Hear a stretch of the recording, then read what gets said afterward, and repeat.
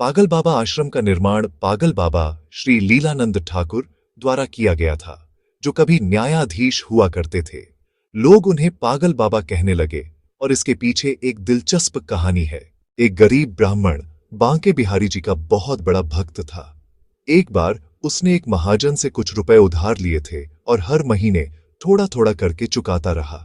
जब बस आखिरी किश्त बाकी रह गई तो महाजन ने उसे अदालत का नोटिस भिजवा दिया कि उसने पूरा कर्ज नहीं चुकाया है और अब उसे ब्याज समेत पूरी रकम लौटानी होगी। इस स्थिति में ब्राह्मण बहुत परेशान हो गया। वह महाजन के पास गया और बहुत सफाई दी, पर महाजन ने उसकी एक न सुनी और मामला अदालत तक पहुंच गया। अदालत में भी ब्राह्मण ने जज से कहा कि उसने सारा पैसा चुका दिया है और महाजन झूठ बोल रहा है। जज ने पूछा, क्या कोई गवाह है जिसके सामने तुमने महाजन को पैसे दिए थे? कुछ देर सोचने के बाद ब्राह्मण बोला, बांके बिहारी मेरी तरफ से गवाही देंगे। जब अदालत ने गवाह का पता पूछा तो ब्राह्मण ने कहा, बांके बिहारी पुत्र वासुदेव, बांके बिहारी मंदिर, वृंदावन। इस पर अदालत ने उसी पते पर समन जारी कर दिया। ब्राह्मण ने वह समन बांके बिहारी की मूर्ति के सामने रख दिया और कहा, बांके बिहारी जी, आपको अदालत में गवाही देनी है। गवाही के दिन सचमुच एक वृद्ध व्यक्ति अदालत में उपस्थित हुए और उन्होंने कहा, मैं इनके साथ था जब इन्होंने पैसे दिए थे। उन्होंने यह भी बताया कि कब और कितनी राशि दी गई थी। जब जज ने महाजन की बहीखाता देखी तो वृद्ध की गवाही बिल्कुल सही निकली। सारा हिसाब लिखा हुआ था, बस नाम फर्जी था। जज ने ब्राह्मण को निर्दोष घोषित कर दिया। महाजन घबरा गया और ब्राह्मण से पूछा, ये बूढ़ा आदमी कौन था? ब्राह्मण बोला, वो हर जगह रहता है और जरूरत पड़ने पर खुद ही आ जाता है गरीबों की मदद के लिए। जज साहब ने ब्राह्मण से पूछा, ये कौन थे जो गवाही देकर चले गए? ब्राह्मण बोला, अरे जज साहब, ये मेरे ठाकुर जी थे जो भक्त की विवशता नहीं देख सके और विश्वास की लाज बचाने चले आए। ये सुनकर जज ब्राह्मण के चरणों में गिर पड़े और बांके बिहारी का पता पूछने लगे। ब्राह्मण ने उत्तर दिया, मेरे ठाकुर तो सर्वत्र हैं, हर जगह है। इसके बाद जज ने अपना घर बार और सब काम धंधा छोड़ दिया और ठाकुर जी की खोज में निकल पड़े।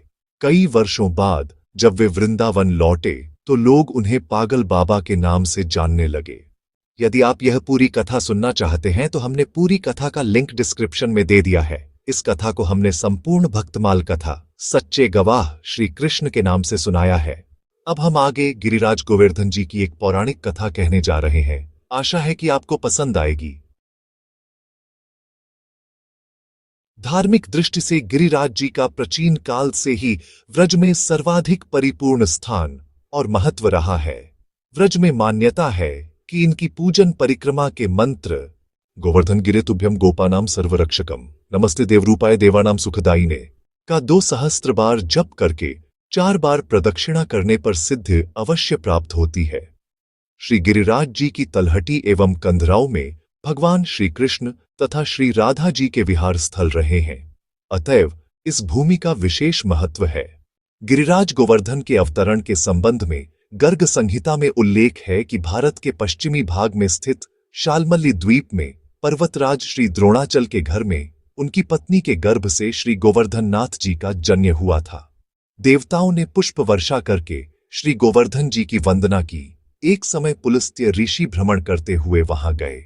वहां नाना प्रकार के हरे भरे वृक्ष लताओं से परिपूरित सुंदर श्यामल गोवर्धन को देखकर उन्हें अपने स्थल पर स्थापित करने की प्रबल इच्छा जागृत हो गई, क्योंकि काशी के निकट कोई ऐसा पर्वत नहीं था जहां शांति से बैठकर वे भजन कर सके। अतः आपने द्रोणाचल जी से गोवर्धन जी को देने का अनुरोध किया। पर्वतराज बाध्य होने से इनकार नहीं कर सके।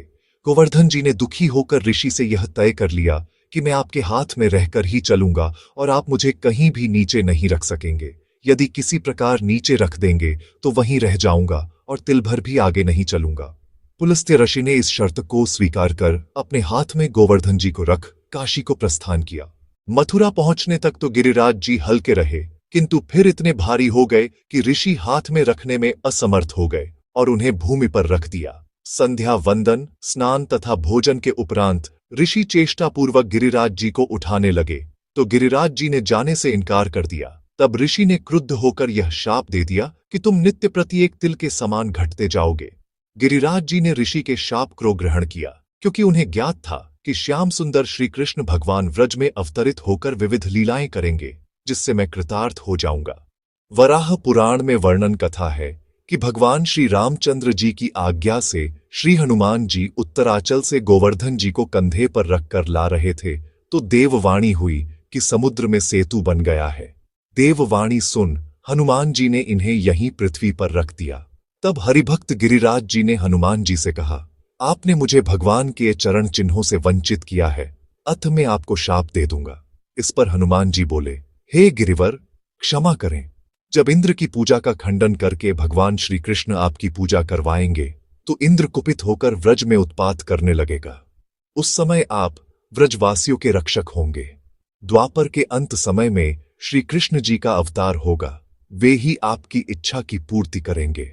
ऐसा कहकर हनुमान जी आकाश मार्ग से श्री राम जी के पास गए और उन्हें सारा वृतांत सुनाया।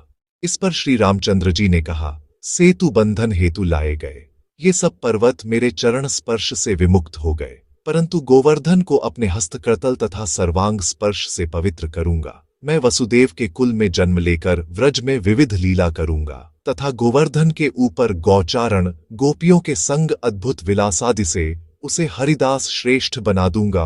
व्रज में गोवर्धन मेरी लीलाओं के परम सहायक रूप से प्रसिद्ध होगा।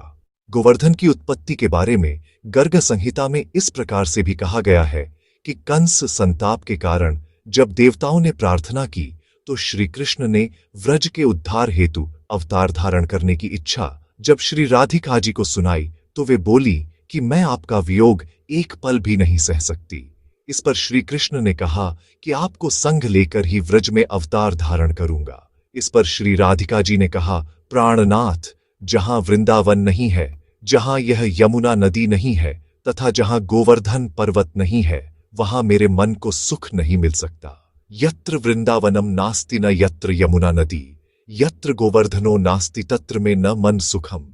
यह सुनकर श्री कृष्ण ने अपने धाम गोलोक से 84 कोस विस्तृत भूमि और गिरिराज गोवर्धन और यमुना नदी को भूतल पर भेज दिया। गिरिराज महाराज की जय, गिरिराज धरण की जय। इसी प्रकार एक भक्त ऋषि हुए हैं, महान संत शरभंग ऋषि। आइए आपको भक्तमाल में से एक और कथा सुनाते हैं। रामायण कालीन समय में बहुत सारे संत शिरोमणि हुए हैं, जिनमें प्रमुख नाम आता है महान संत शरभंग ऋषि का। शरभंग ऋषि ने कई वर्षों तक ब्रह्मा जी की कठिन तपस्या की।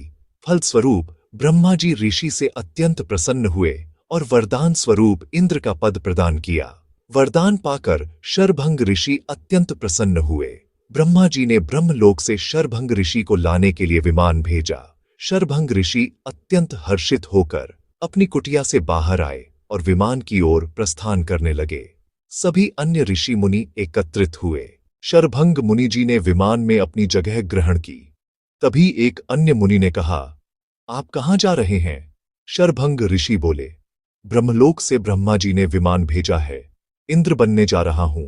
तभी ऋषि मुनि बोले, आप जा रहे हैं, वो आ रहे हैं। शरभंग मुनि ने पूछा, कौन आ रहा है? ऋषि मुनियों ने कहा, राम जी आ रहे हैं, सुना है चित्रकूट से चल दिए हैं, और आपकी कुटिया के सामने जो पगडंडी है उसी से राम जी, सीता जी, लक्ष्मण जी गुजरने वाले हैं। राम जी आ रहे हैं। इतना सुनते ही शरभंग ऋषि जी विमान से कूद गए और दूतों से कहा, जहाज लेकर जाओ। दूतों ने कहा, आप क्या कर रहे हैं? ऐसा मौका फिर नहीं मिलेगा। आपके सारे कर्मों का फल आपको मिल रहा है, आप इंद्र बनने वाले हैं। शरभंग ऋषि बोले, मैं भी इसी ब्रह्म में था। जीवन भर के सत्कर्मों का फल मिलने वाला है, इंद्र बनने वाला हूं। मेरे सारे कामों का फल इंद्र बना नहीं है। मेरे सत्कर्मों का फल देने के लिए राम जी मेरी कुटिया के सामने आ रहे हैं। अब मुझे कहीं नहीं जाना है। ऋषि अपनी कुटिया के अंदर भी नहीं गए, वहीं बैठ गए और मुनि जी से पूछा, राम जी किधर से आएंगे? उन्होंने कहा, उस दिशा से आएंगे। शरभंग ऋषि इस दिशा की तरफ मुख करके बैठ गए और प्रतिदिन भगवान का ध्यान करने लगे। आखिर वह घड़ी आ गई जब शरभंग ऋषि को प्रभु का दर्शन हुआ।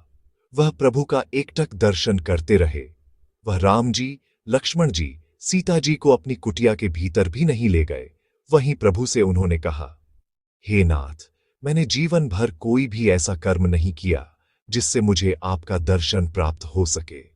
यह तो आपकी करुणा है प्रभु, जो आपने मुझे अपना दर्शन दिया। मैं इस लायक नहीं हूं कि आपके दर्शन कर सकूं।